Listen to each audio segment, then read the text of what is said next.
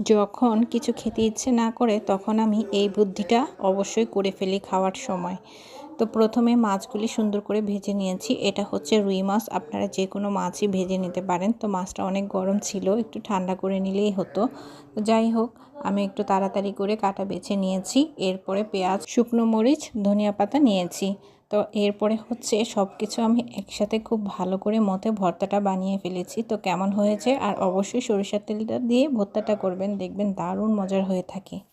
যখন কিছু খেতে ইচ্ছে না করে তখন আমি এই বুদ্ধিটা অবশ্যই করে ফেলি খাওয়ার সময়।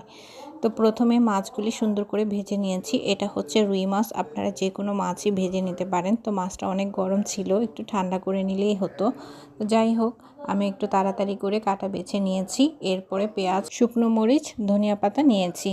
তো এরপরে হচ্ছে সব কিছু আমি একসাথে খুব ভালো করে মথে ভর্তাটা বানিয়ে ফেলেছি। তো কেমন হয়েছে